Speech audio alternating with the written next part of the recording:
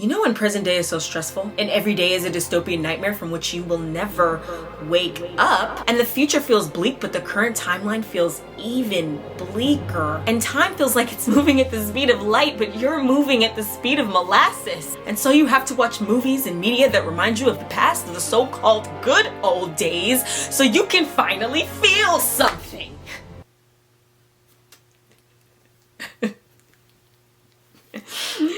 Nostalgia films are the kings of the box office these days. Whether it's a toy or video game adaptation, a remake, or an over a decade long overdue sequel, the girls are tuning in for that fuzzy 80s, 90s, 2000s feeling. The Devil Wears Prada 2 is currently being filmed and the paparazzi, well, they're on the case. Paparazzi and fans have caught photos and video clips of the cast shooting in New York City, and some have gotten so close that you can literally hear dialogue from the film, and the cast has had to ask people to give them some space. Cool, if you're taking pictures, but please. You're talking, stop talking. You know that there are children on set? That's how to relax. Everyone's gonna relax. We're gonna have a very nice day because we have children. If you're chronically online like myself, which judging by where you are right now, you certainly are. You've seen critiques of the outfits the actors are wearing on set, as well as speculation over plot points. And at first I was looking at the pictures all excited, but then I had to stop because this is a movie about fashion, and seeing the outfits ahead of time kind of felt like spoilers. Yes, spoilers, that evil 7-letter word. Wait. But you know what? I kind of feel like spoilers got veneers, a BBL, buccal fat removal, rhinoplasty, because they're kind of a good thing now. Set photos with no context for what's actually going on in the scene. It gets people excited for the movie. It gets the girls talking. They're chatting here, they're chatting there. They're making video essays here, they're making video essays there, and before you know it, the movie comes out and you feel like you have to see it or else. No, I didn't actually mean like else as in like you're gonna get FOMO, like you're gonna feel like you're missing out, like fear of missing out, FOMO, FOMO. That's what I meant. I don't actually mean I'm gonna beat you up. What, you don't think I could? You don't think I could? When movies feel like a community event, bro, that's a 5-letter boxed star feeling. Cause you know what brings people together, right? Judgment. Yeah. When those photos of Barbie and Ken came out, skating in LA, no context, we had no idea what that scene was about. What did the people do? We came together. And we said, what's going on here? What's happening with the outfits? What do you think this scene is about? And then boom, fast forward, Barbie became a box office hit. You do the math. Fan videos taken on set from the next Spider-Man movie recently went viral because you know what? Seeing Spider-Man down a street is cool as hell. But these examples I'm giving, they're big IP movies, sequel movies, toy movies. So people are already walking in feeling emotionally Ow. I actually kind of stabbed myself with my nail just then. Sometimes emotions hurt. And as I was saying, people are already walking in feeling emotionally connected to the world that they're seeing on screen. But that wasn't the case for the highest grossing original film of 2025 so far, Sinners. I picked poor Robin clean. I picked poor Robin clean. I picked his head, I picked his feet. I would have picked his body, but he wasn't fit to eat. Oh, I picked poor Robin clean. Now, in the case of Sinners, there weren't necessarily set photos taken before the film's release that got the girls in a tizzy. Rather, what happened was the movie came out. People took to the Twitter streets to post clips from the movie. How are y'all not getting arrested, by the way? Discuss plot twists, analyzing deeper meanings of the film, the whole 9 yards. Now, I made sure I saw the movie the Thursday before it came out because I know how you girls like to reveal the whole plot of the movie online when nobody asked you for it. Yeah, and with no warning, which brings me to my next point. Spoilers create urgency, okay? Because literally, when that movie came out, I said to myself, if I don't see this film as soon as possible, it's going to be ruined for me, and I can't have that. Now the AMC employees know me by name. Now I know the whole Nicole Kidman monologue by heart. Do you see what you've done to me? We come to this place for magic, for that indescribable feeling as the lights begin to dim. AMC theaters. We make movies better. I don't even know who I am anymore. Sometimes I think I'm me, sometimes I think I'm Nicole. Y'all like my Santa pajamas? Because when I'm on your screen, every day is Christmas. My presence is the present. Okay, so as I was saying, thanks to streaming, there's so much content that people want somewhat of a guarantee that the movie they're watching, it's worth their time. Okay, especially if they paid money for it. In this economy, girl. IP films and sequels and adaptations and remakes and nostalgia, they all have that built in. Even if the remake, adaptation, or sequel looks absolutely terrible, me and everybody else who love the original thing, we can hate on it together. Me watching Lilo and Stitch. Woo! Me watching Lilo and Stitch. Hate watching an original story? Not as fun. If it's original, how are we supposed to compare it to something that's superior?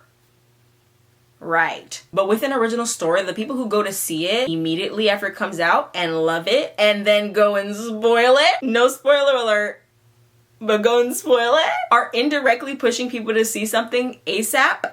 No Rocky. Sinners also was very layered. So the spoilers weren't as simple as, oh, this character's actions led to the vampires entering. Nah. It was, well, how does her race play into it? And what is the relationship between Black Americans and Asian immigrants in the Mississippi Delta?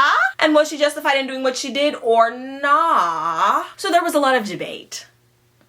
Yeah. You can bring in history. You could bring in, would you have done that if it was you? You can make jokes about things the characters did or didn't do. The acting was good. All that in a bag of chips. It all comes down to people not wanting to take risks. We want someone else to try it, wear it, buy it, watch it, and give us a review before we go out and buy it. Social media has created a culture of instant feedback. And then when you pair that with streaming where we have too many options, now we've gotten a combination where it's underrated films coming out that are getting theatrical releases, but the box office is not looking like it would have looked like 20 years ago. Like, this should have gotten more success, but it didn't. But that being said, not all big IP is doing well right now. Superhero movies? Oh, I hear you're on life support. Men with capes, women with capes? I hear you're on life support. What's that about? Marvel even tried to spoil their own movie to get more buzz. And I'm talking about the 2025 film, Thunderbolts. Now, the official title of the film was Thunderbolts with an asterisk. And people were asking the cast in interviews, hey, what does the asterisk mean? And the cast was like, haha, you gotta go see the movie to find out. And at first, that was true, right? Initially, it was actually a spoiler to know what the asterisk meant. But then after the film had been out for a few days, and by a few days, I literally mean like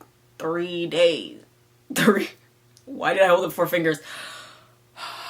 After the film had been out for like 3 days, they revealed in online promo that the asterisk actually was to signify that the Thunderbolts are also known as, spoiler alert, the new Avengers. Now, if anybody who wanted to see this movie didn't go to see it opening weekend, hopefully seeing that word Avengers in the promo, right? They were thinking that was gonna get you girls in the seats. And at first I was like, oh, annoying that you revealed that so quickly, but I don't care because I already saw the movie because I wasn't trying to get spoiled. But I thought it was a good idea, you know, in theory. Part of what made Marvel successful all those years ago was that people felt like I need to go see all the movies because they're all connected. So if I miss one, I'm gonna be lost. I'm not gonna have all the info for the next one. But in recent years, viewers don't feel that way anymore. Everything is optional. So using the word Avengers in the promo kind of made it seem like, oh, you kind of have to watch this because there's gonna be more Avengers movies. And so, yeah, come to see the movie.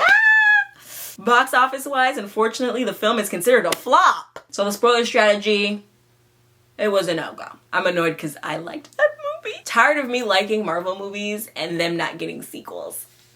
Tired of it. And them being in an Avengers movie, not enough. I want them to have their own sequel. Now, they've already revealed that Robert Downey Jr. is returning to play villain Dr. Doom in the upcoming Avengers film. It's giving very much, we're desperate to get you guys back to come see our movies, so we're gonna cast him in this.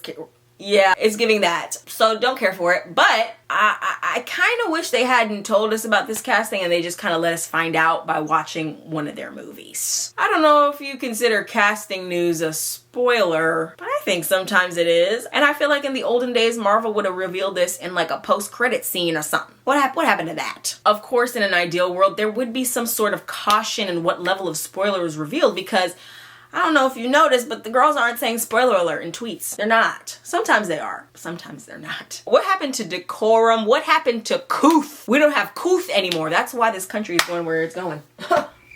If you're on social media, it's easy to learn the whole plot of the movie against your will. Mind you, sometimes people actually want to go see the movie, but they don't have the time or they don't have the money. So that's not fair. That is an advantage that streaming services have over movie theaters. In June of this year, the year of our Lord 2025, the film K-Pop Demon Hunters came out and became Netflix's most watched film ever. Netflix even gave the sing-along version of this film its own theatrical release during one weekend in August, and getting Netflix to do a theatrical release for any of their films, oh, not easy, my friend. Not easy. As much as spoilers help movies, that barrier of leaving your home for 2+ hours, paying about $20 depending on your location for a ticket, and sitting in a room with people who may or may not be disruptive can be difficult to overcome. So had K-Pop Demon Hunters been a strictly theatrical release, no Netflix, who's to say it would have been as successful as it is now? And so I ask, dear viewer, can spoilers save movies? I think the answer is sometimes. It's not really an exact science. I mean, does the movie have baggage? Superhero movies have baggage. What's in the baggage? Fatigue. Apparently you guys are tired of him. Original movies don't have baggage unless they have like a controversial actor or director or something. The less baggage, the better. Basically, if the movie can fly on Spirit Airlines and not have extra fees from all the baggage, it's good. Also, does the movie have a lot to yap about? Where are the real yappers at? Real yappers come to the front. If they can't yap about it, what are we doing? Is it straightforward, the plot, or not? If YouTubers can't make a 45-minute video essay about the story, then what are we doing here? What are we making, like 3-minute long TikToks? If I can sum it all up in a 3-minute TikTok, just forget it. There's nothing I can do for you. Although we're asking if spoilers save sinners, we cannot ignore the resume of its writer-director, Ryan Coogler. The 3 films Ryan Coogler directed prior to Sinners were big IP movies. Good box office numbers, high visibility, and critical acclaim, I'm sure went a long way in getting general audiences to trust that this original story was gonna be a hit. The movie just has to have the juice. You know what's in the juice, right? Dazzling images on a huge silver screen, sound that I can feel. Somehow, heartbreak feels good in a place like this. AMC Theaters. We make movies better. It's Quartz Jones, your internet pop culturologist. Yes, it's a real job. Look it up. Don't forget to like, comment, and subscribe. Oh, you know I'm wearing Santa pajamas in August. No, yes, I said a big boy Robin clean. One more time now, a big boy Robin clean. And stories feel perfect and powerful because here they are.